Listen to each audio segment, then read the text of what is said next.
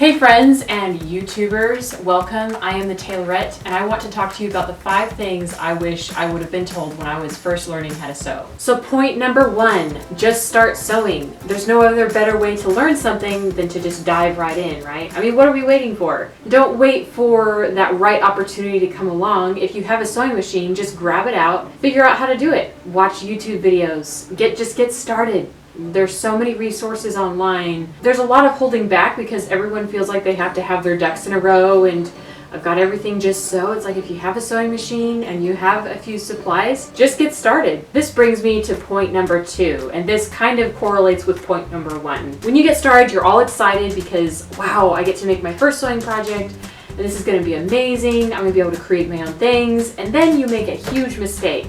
Big bummer, right? It's like such a big mistake that it's going to take 3 hours to go and reverse it. Now, I'm here to tell you that this is a wonderful thing. It's wonderful because your mistakes are your biggest teacher when you're learning how to sew. Look at it as, I won't do this again. Or even if you make the same mistake 5 times in a row, sometimes it takes 5 times in a row to get it in your head that this is not how you're supposed to do it. Because basically, this is a training ground for you. You're having to create new habits and learn how to hold the fabric with your fingers and how to know what processes and ways that things are supposed to go.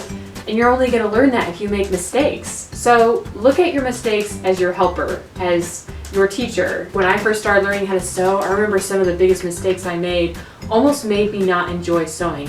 I almost have a foggy memory of it being frustrating, just like, ugh.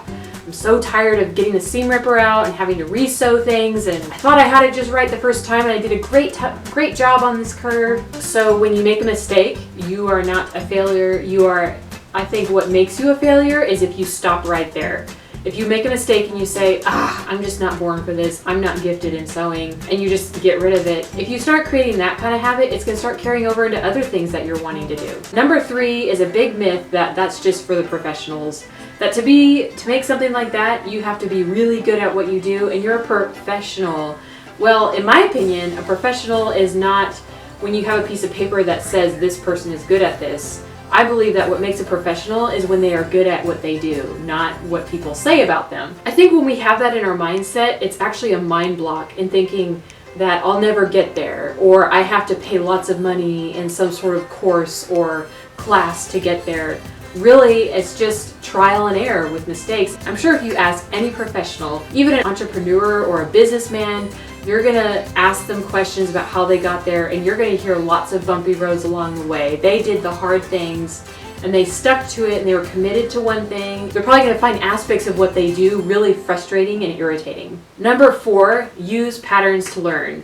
I learned so many different techniques through using so many different patterns by different designers because each person thinks completely different than another, and everyone has a different pathway of how they put things together. And so when you learn from different people of how things are constructed, then you can put together your own way of doing things, and then it becomes uniquely your method of how you do things. And number 5 is there are no rules, no limitations at all. If you're using a pattern or you're creating a dress and this pattern is telling you to do it a certain way, but logically you're like, I feel like this would work better. Go ahead and try it. See how it works. I mean, what do you have to lose? I mean, unless it's an expensive fabric. But sometimes that's how you make discoveries of better ways to do things that other people haven't discovered, is if you're trying and thinking outside the box. After making about 4 or 5 different patterns, I was like, okay, I'm seeing right through some of these patterns. Some of them are flawed, and when you go online on different review websites, they talk about the different flaws that are in the patterns, and then there's people who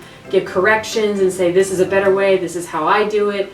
That is completely normal. When people first start learning how to sew, they tend to think that I have to stick to the pattern, and they're just like, oh my gosh, oh, I went off, oh man, and they just freak out. And no, don't freak out. It's okay. The pattern is just a guide, and most of the time, even if it's a good designer or someone who's created that pattern, I'm always altering the pattern because I'm not made exactly like the pattern. Each person is completely different, so when you put something on, and it doesn't look quite right in this place, you don't go, oh, well, this pattern's just flawed and it doesn't work. It's like, well, I use a pattern as a guide, and then I go based off of that. In sewing, there are no rules. Try anything you want. So those are the 5 things that I would say to someone who is wanting to learn how to sew, and those are the things that I repeat over and over again when people ask me. So if you have any other questions about learning how to sew, please comment below. I would love to help you and answer any questions.